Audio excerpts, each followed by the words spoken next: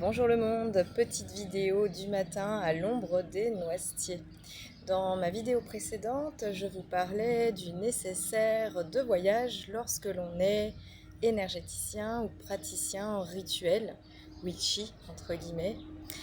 Et là aujourd'hui, je voulais vous parler du non matériel lorsque l'on se déplace et le fait que l'on puisse pratiquer les rituels ou les soins énergétiques sans rien.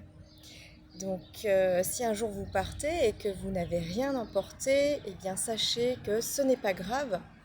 Vous allez pouvoir pratiquer néanmoins les rituels et les soins énergétiques parce que vous avez le pouvoir de votre pensée. Une intention claire et bien dirigée suffisent à engendrer un enchantement, un charme ou pratiquer un rituel. La visualisation également va vraiment vous servir. C'est vraiment le basique, la base. Et puis au-delà de la visualisation, vous avez les mains. Donc la visualisation, vous pouvez vous en servir pour pratiquer un rituel, mais aussi pour pratiquer un soin énergétique. Donc quand vous pratiquez un soin énergétique, on vous demande d'utiliser vos mains, votre intention, de vous préparer. Donc il existe plein d'exercices pour se départir des énergies, des exercices de respiration pour se centrer, s'ancrer. Et puis si vous activez vos centres d'énergie des mains, eh bien pas besoin de beaucoup plus de choses pour pratiquer. Le son également va vous accompagner. C'est un outil que vous avez sur vous, en vous. Lorsque vous parlez, lorsque vous frappez dans vos mains, voilà. Chez les Japonais, on utilise les kotodama. Donc ce sont des sons sacrés, entre guillemets, de guérison. Il en existe une cinquantaine. Mais voilà, vous pouvez utiliser aussi les chants harmoniques, des voyelles ou des mots hautement vibratoires et les chanter, les faire vibrer. Parce que le son, c'est vraiment quelque chose de guérisseur, de magique. Ensuite, vous avez, comme je disais, le fait de frapper dans vos mains pour chasser les énergies, pour battre une mesure, pour vous accompagner.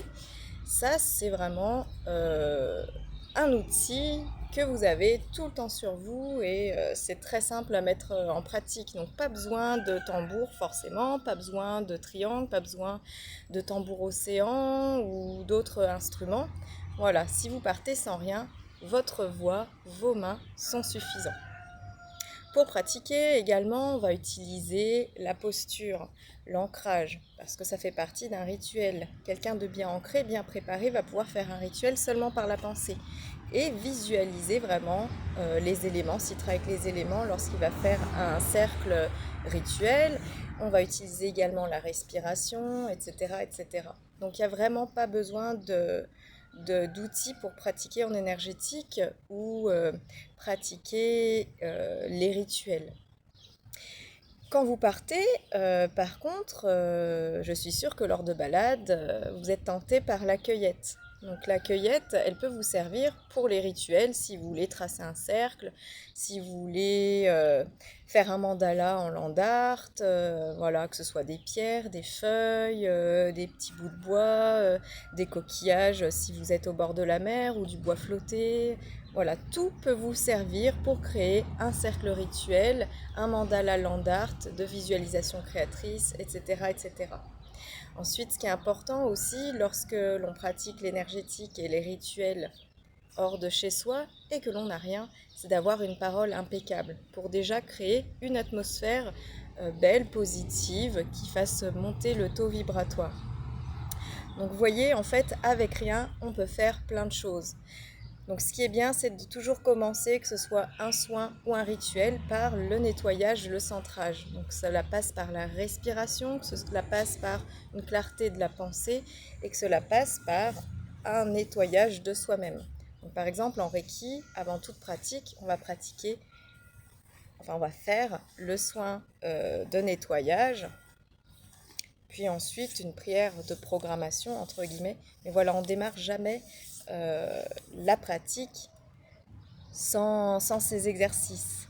On va faire également de la respiration, ce qui permet vraiment la clarté. Donc respiration comme dans les vidéos précédentes, la respiration complète, avec une fois on gonfle le ventre, une fois la respiration thoracique et une fois la respiration claviculaire.